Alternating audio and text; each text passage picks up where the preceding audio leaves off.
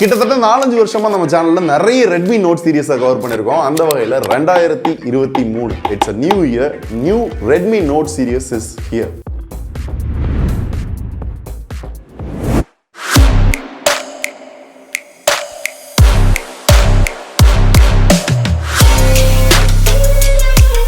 Okay, Redmi note 10 சீரிஸ்க்கு அப்புறம் note 11 series பெருசா கவர் பண்ணல. ஏன்னா மைனர் அப்கிரேட் தானே அப்படின்னு நானும் விட்டேன். பட் இது அப்கிரேடா டவுன் கிரேடா அப்படின்றத நிறைய பேச போறோம். அதுக்கு முன்னாடி உள்ள என்ன இருக்கு அப்படின்றதையும் பார்த்துட்டு போயிருவோம்.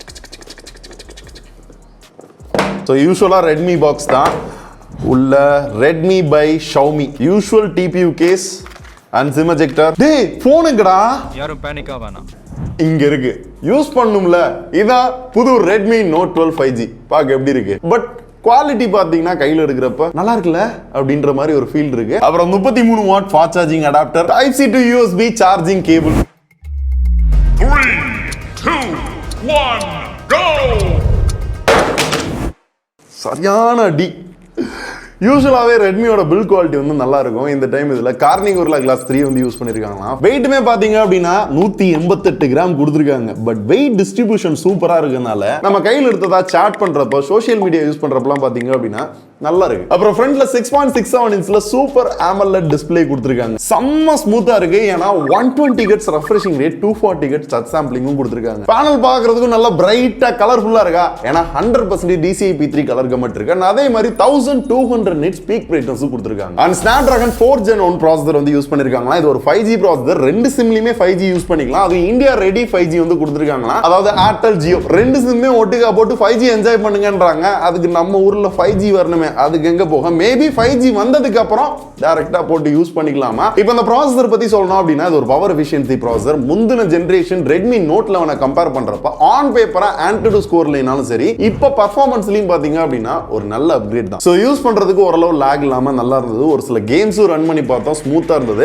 MIUI 13 மேல ஆண்ட்ராய்டு 12 இருக்கு. 2 வருஷத்துக்கான சாஃப்ட்வேர் அப்டேட்டும் 4 வருஷத்துக்கான செக்யூரிட்டி அப்டேட்டும் கொடுப்பாங்களாம். ஸ்டோரேஜ் நம்ம இருக்குது 6128. இதை தவிர வேற ஏதாவது வேரியன்ட் இருக்கா அப்படின்றது நான் டிஸ்கிரிப்ஷன்ல அப்டேட் பண்றேன். ஏன்னா அதை லான்ச்சுக்கு முன்னாடி நான் ஷூட் பண்ணிட்டு இருக்கேன். சோ கண்டிப்பா 8GB வேரியன்ட் இருக்கும்னு நினைக்கிறேன். UFS 2.2 LPDDR4X RAM யூஸ் பண்ணிருக்காங்க. இன் கேஸ் நீங்க ஸ்டோரேஜ் இன்க்ரீஸ் பண்ணோம் அப்படின்னா உங்களால இன்க்ரீஸ் பண்ண முடியும். மெமரி கார்டும் போட்டுக்கலாம். பட் ஒரு சிம் கார்டு போட முடியாது. அதாவது ஹைபிரிட் சிம் ஸ்லாட். நீங்க சொல்லுங்க, இன்னைக்கு காலகட்டத்தில் அந்த குட்டி மெமரி கார்டுலாம் உங்க போன்ல நீங்க போட்டு யூஸ் பண்ணிக்கிட்டு இருக்கீங்களா? ஆனா யூஸ் பண்றவங்களுக்கு ஒரு ஆப்ஷன் பாத்தீங்க அப்படின்னா இந்த போன்ல இருக்கு. சோ ஓவராலாவே பர்ஃபார்மன்ஸ் நல்லாவே பெட்டரைஸ் பண்ணிருக்காங்க. அண்ட் கேமரா குளோபல் வேரியண்ட்டை கம்பேர் பண்றப்ப 8 மெகா பிக்சல் அல்ட்ரா வைடுன்னு சொல்லி எக்ஸ்ட்ரா ஒரு கேமரா கொடுத்துருக்காங்க. பட் மெயின் சென்சார் பாத்தீங்க அப்படின்னா 48 மெகா பிக்சல் சென்சார். இதுல எடுத்த போட்டோவை பாருங்க. 8 மெகா பிக்சல் அல்ட்ரா வைட்ல எடுக்கிற கேமரா பாத்தீங்க அப்படின்னா ஓரளவு ஓகேவா இருக்கு. 2 மெகா பிக்சல் மேக்ரோல எடுக்கிற போட்டோ பாத்தீங்க அப்படின்னா ஓரளவு டீசென்ட்டா இருக்கு. 13 மெகா பிக்சல் செல்ஃபி கேமரா கொடுத்திருக்காங்க. அதுவும் ஓகே. கேமரா ஃபீச்சர்ஸ் அப்படின்னு பாத்தீங்க அப்படின்னா யூசுவலா ரெட்மி போன்ஸ்ல பாக்குற எல்லா கேமரா ஃபீச்சர்ஸும் இதுல இருக்கு. புதுசானு சொல்றதுக்குலாம் எதுவும் இல்ல. பட் எனக்கு இத்தனை கேமரா கொடுக்குறோம் அப்படின்ற நம்பர்ஸ்ல ஃபோக்கஸ் பண்றதை விட ஆப்டிமைசேஷன்ல இன்னும் ஃபோக்கஸ் பண்ணினா நல்லா இருந்திருக்கும்னு தோணுது. அப்புறம் 5000 mAh பேட்டரி இருக்கு. முன்னாடியே பார்த்திருப்பீங்க, பாக்ஸ் குள்ளரவே சார்ஜர் இருந்தது. அதையும் ஸ்பீக்கர் சிங்கிள் ஸ்பீக்கர் தான் கொடுத்திருக்காங்க. பட் சிங்கிள் ஸ்பீக்கர் கொடுத்தாலும் சவுண்ட் குவாலிட்டி நல்லா இருக்கு. அதாவது அதர் ஃபீச்சர்ஸ் அப்படின்னு பார்த்தோம் அப்படின்னா IP53 ரேட்டிங் இருக்கு. அதாவது water and dust resistant. So தண்ணிக்குள்ளலாம் முக்க முடியாது. மோஸ்ட்லி எல்லா சென்சார்ஸும் கவர் பண்ணிருக்காங்க. முக்கியமா இப்போ வர பாத்தீங்கன்னா ஐஆர் பிளாஸ்டர் இருக்கு. எனக்கு தெரிஞ்சு நான் பல வருஷமா ரெட்மி நோட் சீரிஸ்ல பாத்தீங்கன்னா ஐஆர் பிளாஸ்டர் பாக்குறேன். அதை விடாம இப்போ வரையும் கொண்டு வந்துகிட்டு இருக்காங்க. சார் வேல்யூ ஹெட்டுக்கு 0.81 இருக்கு. அண்ட் பாடி பாத்தீங்கன்னா 0.65 இருக்கு. ஓரளவு கம்மி தான். டூயல் பேண்ட் வைஃபை கொடுத்திருக்காங்க. ப்ளூடூத் 5.1 இருக்கு. ரைட், இப்போ சொல்றா இந்த போன் உண்மையாவே அப்கிரேடா டவுன் கிரேடா? ஆஃப் கோர்ஸ் கண்டிப்பா இது ஒரு அப்கிரேட் தான். ஏன்னா இந்த பட்ஜெட்ல அப்படின்னு எடுத்துக்கிட்டீங்க அப்படின்னா நிறைய போன்ஸ்ல AMOLED டிஸ்ப்ளே கிடையாது. So 120 Hz refreshing rate, 1200 nits brightness, இது எல்லாமே டிஸ்ப்ளேல அப்கிரேட்.